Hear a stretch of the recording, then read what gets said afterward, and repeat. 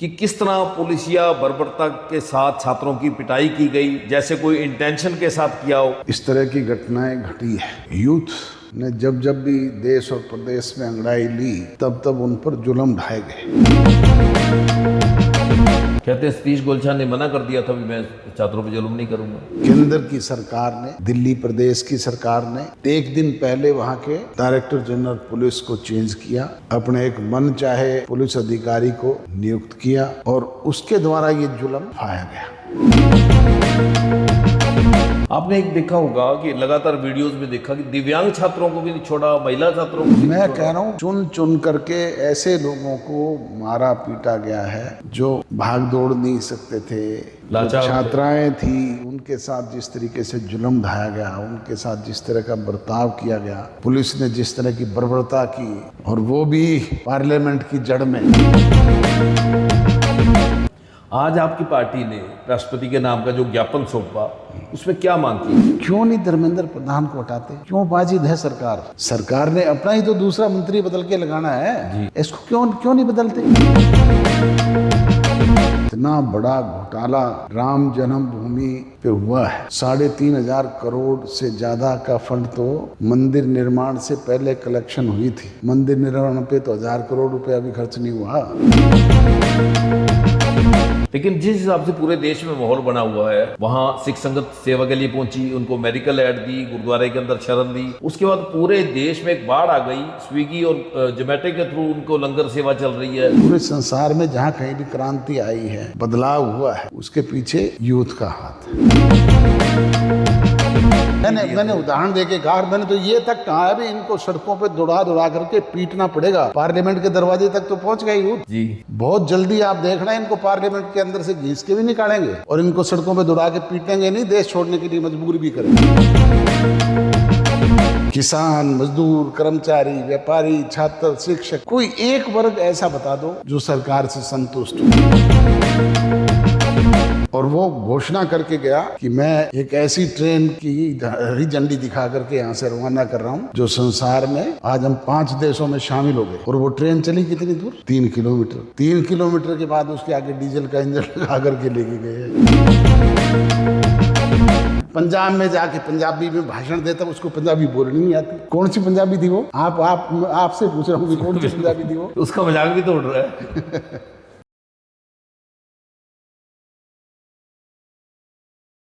आज के पॉडकास्ट में हमारे साथ हैं चौधरी अजय सिंह जी चौटाला। डॉक्टर अजय सिंह जी चौटाला जननायक जनता पार्टी के राष्ट्रीय अध्यक्ष हैं। फिलहाल पूरे देश ने जो मामला देखा कि किस तरह पुलिसिया बर्बरता के साथ छात्रों की पिटाई की गई, जैसे कोई इंटेंशन के साथ किया हो, इस पर प्रतिक्रिया लेंगे चौधरी अजय सिंह चौटाला की, क्योंकि वो खुद एक छात्र नेता भी रहे हैं। उसके बाद पंचायत से उन्होंने अपनी राजनीति की शुरुआत की थी और कई बार राजस्थान और हरियाणा से विधायक रहे। उसके बाद लोकसभा और राज्यसभा के सदस्य भी रहे और जो जननायक जनता पार्टी का छात्र विंग है इनसो, वो भी उनके नाम पर रजिस्टर्ड है। यानी कि छात्र राजनीति से कहीं ना कहीं ओतप्रोत वो शुरू से रहे हैं। तो उन्हीं पे बात करते हैं कि डॉक्टर साहब, आपने इस तरह का जो मामला देखा, छात्रों को जिस बर्बरता से, पुलिसिया बर्बरता से पीटा गया, क्या ऐसा मामला पहले भी कहीं देखने को मिला? प्रजातंत्र में अनेक बार इस तरह की घटनाएं घटी है। यूथ ने जब जब भी देश और प्रदेश में अंगड़ाई ली तब तब उन पर जुल्म ढाए गए। पर जब जब नौजवान पे जुल्म ढाए गए और नौजवान संगठित हुआ तब तब बदलाव आया, क्रांति आई। इस देश का उदाहरण नहीं है, मैं पूरे संसार में अनेक देशों का ये उदाहरण दे के बता सकता हूँ जी। पर जिस तरीके से प्री प्लान्ड वे से केंद्र की सरकार ने, दिल्ली प्रदेश की सरकार ने एक दिन पहले वहाँ के डायरेक्टर जनरल पुलिस को चेंज किया, अपने एक मन चाहे पुलिस अधिकारी को नियुक्त किया और उसके द्वारा ये जुल्म ढाया गया। ये बहुत ही निंदनीय है पूरे देश के लोग जहां इसकी निंदा करते हैं, हम तो इसकी घोर निंदा करते ही इसमें शामिल भी रहे हैं और इसको लेकर के लगातार स्ट्रगल करेंगे। आपने एक देखा होगा कि लगातार वीडियोस में देखा कि दिव्यांग छात्रों को भी नहीं छोड़ा, महिला छात्रों को भी नहीं मैं छोड़ा। कह रहा हूँ चुन चुन करके ऐसे लोगों को मारा पीटा गया है जो भाग दौड़ नहीं सकते थे, लाचार थे। छात्राएं थी, उनके साथ जिस तरीके से जुल्म ढाया गया, उनके साथ जिस तरह का बर्ताव किया गया, पुलिस ने जिस तरह की बर्बरता की, और वो भी पार्लियामेंट की जड़ में, जहां सुरक्षा के कानून पास होते हैं और पार्लियामेंट का सेशन चल रहा था। हिंदुस्तान की सारी पार्लियामेंट वहां पे बैठी हुई थी, दोनों सदनों के लोग वहाँ मौजूद थे। जी। लोग प्रजातांत्रिक तरीके से प्रोटेस्ट करके अपनी बात कहने के लिए तो आते हैं। अगर वो अधिकार भी उनसे छीन लोगे और उन पर इस तरह के जुल्म ढाओगे तो इंतहा की हद हो गई। फिर तो आज आपकी पार्टी ने राष्ट्रपति के नाम का जो ज्ञापन सौंपा, उसमें क्या मांग की गई? हमने तो यही मांग की है कि जो स्टूडेंट्स की डिमांड है उसको पूरा किया जाए। जिस तरह से पेपर लीक हुए, जिस तरीके से छात्रों के हितों का हनन हुआ, क्यों नहीं धर्मेंद्र प्रधान को हटाते? क्यों बाजिद है सरकार? सरकार ने अपना ही तो दूसरा मंत्री बदल के लगाना है जी। इसको क्यों नहीं बदलते? ऐसे नाकाबिल आदमी को क्यों लगा रखा है? किसी काबिल को लगा दे, इनके पास काबिल आदमियों की कमी है क्या? जिस तरह पेपर लीक के मामले लगातार हो रहे हैं, स्टूडेंट तो यहाँ तक कह रहे हैं भी ये नीट नहीं, ये चीट है। तो आपको क्या लगता है इसके पीछे कोई और कारण है? कारण तो सत्ता में बैठे हुए लोग स्वयं करवा रहे हैं। आज कितना बड़ा घोटाला राम जन्मभूमि पे हुआ है। 3,500 करोड़ से ज़्यादा का फंड तो मंदिर निर्माण से पहले कलेक्शन हुई थी।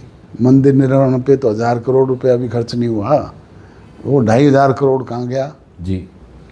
और फिर आज जब ये स्कैंडल पकड़ा गया है, इसकी जांच के लिए आज सुप्रीम कोर्ट को क्यों एसआईटी दोबारा निर्धारित करने के आदेश करने पड़ रहे हैं? सरकार क्यों स्टेट से, ये तो मिनट में एकदम से सीबीआई भेजते हैं, ईडी भेजते हैं, दूसरी एजेंसीज को लगातार यूज़ करते हैं। वहाँ क्यों स्टेट की एसआईटी का गठन किया, और वो भी एक आईएएस अधिकारी के हाथ में? जी। पुलिस अधिकारी को क्यों नहीं पहले दिन से नियुक्त किया गया? क्यों नहीं किसी ड्यूटी मजिस्ट्रेट की ड्यूटी के साथ लगाया गया? क्यों नहीं हाई कोर्ट के किसी सिटिंग जज के साथ या सीबीआई को इस तरह के मैटर को दिया गया? तो स्वयं सरकार में बैठे हुए लोग सारा मामला कर रहे हैं। तो जिस तरह आपने बताया कि दिल्ली के अंदर सतीश गोलछा को बदलकर अनुराग कुमार को लगाया गया, तो इसका मतलब ये पूर्व नियोजित था सारा कुछ? पूर्व नियोजित कार्यक्रम था। सतीश गोलछा ऐसा नहीं कर सकते थे, इसलिए उनको रातों रात चेंज करके उनकी जगह अपने मन चाहते अधिकारी को लगा करके उससे ये जुल्म ढाया गया। कहते हैं सतीश गोलछा ने मना कर दिया था भी मैं छात्रों पर जुल्म नहीं करूँगा। अब मैं तो इस बात को सुनने वाला नहीं, पर जो आप जैसे लोगों के जरिए, मीडिया के जरिए, पॉलिटिकल लोगों के जरिए, इंटेलेक्चुअल लोगों के जरिए जो बात सामने आती है वो तो यही है। लेकिन जिस हिसाब से पूरे देश में माहौल बना हुआ है, वहाँ सिख संगत सेवा के लिए पहुंची, उनको मेडिकल एड दी, गुरुद्वारे के अंदर शरण दी, उसके बाद पूरे देश में एक बाढ़ आ गई। स्विगी और जोमेटो के थ्रू उनको लंगर सेवा चल रही है और उनके आह्वान पर पूरे देश में जगह जगह धरने लगाए जा रहे हैं अनिश्चितकालीन। उसको आप कैसे देखते हैं? मैं बता तो रहा हूँ, ये तो सारी सरकार की अपनी मनमानी है। अपने तरीके से वो क्या करते हैं। नहीं, यूथ जिस तरह से पूरे देश का यूथ लामबंद हो रहा है, दिग्विजय चौटाला भी टाउन पार्क में, मैंने तो आज से साल भर पहले, हाँ बिल्कुल कहा था, बलजीत जी ये कहा था कि अब समय आ गया है बदलाव का। और बदलाव कौन करता है? नौजवान करते हैं, नौजवान पीढ़ी के लोग करते हैं। पूरे संसार में जहाँ कहीं भी क्रांति आई है, बदलाव हुआ है, उसके पीछे यूथ का हाथ है। आपने तो अड़ोसी पड़ोसी देशों के उदाहरण मैंने उदाहरण देके कहा, मैंने तो ये तक कहा है भी इनको सड़कों पे दौड़ा करके पीटना पड़ेगा। पार्लियामेंट के दरवाजे तक तो पहुंच गए यूथ जी। बहुत जल्दी आप देखना, इनको पार्लियामेंट के अंदर से घींच के भी निकालेंगे और इनको सड़कों पे दौड़ा के पीटेंगे नहीं, देश छोड़ने के लिए मजबूर भी करेंगे। तो आपने जब इस तरह का पहले बयान दिया था तो ये बीजेपी के लोग कहते थे इन पे देशद्रोह का ये कह रहे थे मुकदमा देशद्रोह का मुकदमा करवाया नहीं, फिर मेरे पे देशद्रोह का मुकदमा। मैं तो अब भी कह रहा हूँ, पार्लियामेंट के गेट तक पहुँचे हैं, थोड़ा समय बाकी है, वो पार्लियामेंट के अंदर भी जाएंगे, पार्लियामेंट के अंदर से इनको सीट के लाएंगे, सड़कों पे दौड़ा करके पीटेंगे नहीं, देश छोड़ने पे मजबूर भी करेंगे। तो जिस तरह हालात ये हो गए हैं। आज मुझे एक वर्ग तो ऐसा बताओ, किसान, मजदूर, कर्मचारी, व्यापारी, छात्र, शिक्षक, कोई एक वर्ग ऐसा बता दो जो सरकार से संतुष्ट हो। जी, प्रधानमंत्री आया जींद में, हजारों करोड़ रुपया हरियाणा प्रदेश की सरकार ने खर्च किया उसकी आवाभगत पे, बिल्कुल। और वो घोषणा करके गया कि मैं एक ऐसी ट्रेन की हरी झंडी दिखा करके यहाँ से रवाना कर रहा हूँ जो संसार में आज हम 5 देशों में शामिल हो गए। और वो ट्रेन चली कितनी दूर? 3 किलोमीटर। 3 किलोमीटर के बाद उसके आगे डीजल का इंजन लगा करके लेके गए हैं। मतलब क्या मूर्ख बना रहे हैं देश को, बताओ। कितनी अजीब अजीब घोषणाएं करके क्या दे के गए हैं जींद को। वो 5100 किलो लड्डू कहाँ गए? लोग तो गाड़ियाँ निकालते थे भी, हमें पीने का पानी भी नहीं मिला। बिल्कुल। हमें तो ट्रांसपोर्टेशन जो लेके आई थी वो भी वापस लेके नहीं गई। माँ सिवाय जनता को गुमराह करने के, झूठ बोलने के, पंजाब में जाके पंजाबी में भाषण देता, उसको पंजाबी बोलनी नहीं आती, उसका तो मजाक हरियाणा में आके कहता मैं जिंद। जिंद क्या है? जिंद। हमारे पास एक बार टिकट का समझौता करने आया, बोले मुझे बॉर्डर से दे दो, दादर से दे दो। इनको यही नहीं पता कि बॉर्डर दादर क्या है। अब कह जिंद। पंजाब में जालंधर में जाके भाषा बोलते हैं पंजाबी। कौन सी पंजाबी थी वो? जी, आपसे पूछ रहा हूँ कि कौन सी पंजाबी थी वो? उसका मजाक भी तो उड़ रहा है। इसी तरह हरियाणा का एक मामला था चैनत का। आप वहाँ क्या किया आए कि आप सरकार ला दो, मैं तो मैं तो नहर ही ला दूंगा। मैंने तो कहा 24 घंटे में। मैंने तो 24 घंटे में कहा भी आपके बस की बात नहीं तो आप छोड़ो, हम विदिन 24 आवर आपके नहर को डाइवर्ट करके पहुंचा देंगे गांव में। अब पीने का पानी तो मुंह और तक हमने सुविधा है। बातें नहीं की, हमने कानून बनवा करके उनको लागू किया जनहित में। और मैंने उदाहरण दे करके बताया चौधरी देवीलाल के, चौधरी ओम प्रकाश चौटाला के, मेरे स्वयं के। और ना हुआ तो बताऊं? जी, मैंने जो उदाहरण दिए कोई चैलेंजेबल है क्या उनमें? और मैंने तो यही कहा था भी डम्मी आदमी है। उसके बाद दिल्ली की सरकार आती है जो आप लगातार वहां भी क्या क्या आए थे और आप लगातार कहते हो कि खट्टर खुल्लर सरकार चला रहे हैं, उन्होंने आगे टी अनाउंस कर दी। बिल्कुल, वही खट्टर तो टी उखड़वा जाता है, वही खट्टर टी लगवा जाता है। ये लल्लू कहता है मेरे को पता ही नहीं है। मुकदमे तो लोग झेल रहे हैं। इसी तरह जो कल किसानों ने कॉल दी थी कि भारत अमेरिका जो एग्री डील है उसको सार्वजनिक किया जाए, उसको लेकर उनका प्रदर्शन था। वो यही कह रहे हैं ना कि उसको लागू करना तो बाद की चीज़ है। बिल्कुल। कम से कम उसे बताओ तो सही भी तुम करने क्या जा रहे हो। तुम अमेरिका के सरकार के साथ क्या डील करने जा रहे हो, कम से कम ये तो स्पष्ट करो।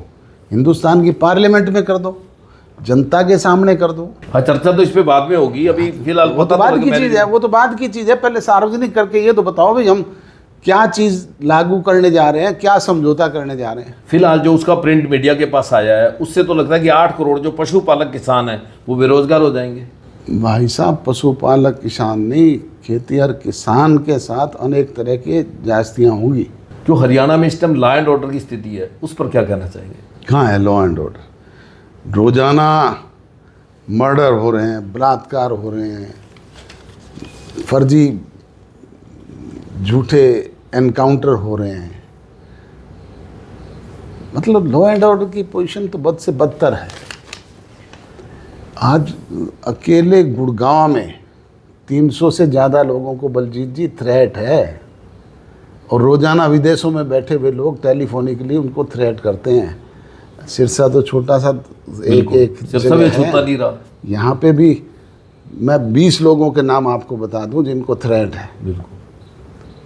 और वो है जिन्होंने सार्वजनिक कर दिया, जिन्होंने बता दिया, जो चुपचाप जाके समझौते करे आते हैं वो।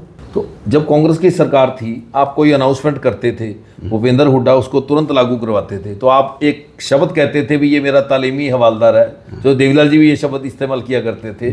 तो आपको क्या लगता है कि आपने अनाउंस किया और फटाफट दिल्ली की सरकार आती है यहाँ, और ये आपकी राजनीतिक लकीर को पीछा नहीं किया इन्होंने? प्रजातंत्र में जो बातें जनहित में कही जाती है उन्हें सरकार को मजबूरन लागू करना पड़ता है। हम कोई व्यक्तिगत स्वार्थ की बात करते हैं क्या? अजय सिंह ने अपनी जेब के लिए कोई बात कही क्या? लोगों के लिए थी। लोगों के लिए की। जो लोगों के लिए कहूँगा उसको लागू करना सरकार का काम है, और करना पड़ेगा इनको। हम मजबूर कर देंगे, दूसरे रास्ते भी अपनाना जानते हैं हम। तो चैनत के जो लोग हैं वो तो खुश हैं। नहीं, स्वाभाविक है जब उनकी डिमांड पूरी हुई है। लंबे समय तक उन्होंने 2 महीने से भी ज़्यादा सड़क पे बैठ के आंदोलन किया है। उस आंदोलन का परिणाम सुखद निकला है। डॉक्टर साहब, आपने राष्ट्रपति के नाम ज्ञापन दिया, उसमें मांग की गई सारी, उसके बाद आपकी छात्र विंग जो है वो आज अनिश्चितकालीन धरना शुरू कर रहे हैं उनको समर्थन देने के लिए, क्योंकि उन्होंने वहाँ से आह्वान किया कि दिल्ली में अभी यहाँ रश बहुत ज़्यादा है, अपने अपने क्षेत्र में रहिए। तो आपको लगता नहीं पूरे देश में जिस तरह छात्र आज धरने कर रहे हैं, अनिश्चितकालीन हड़ताल कर रहे हैं, भूख हड़ताल पे बैठ रहे हैं, एक देश का माहौल ही बदला जा रहा है? पूरे देश का माहौल तो तभी बदलेगा ना। एक दिल्ली में बैठ कर के तो एक इंडिकेशन दिया जा सकता है। जनता पार्टी का जब गठन हुआ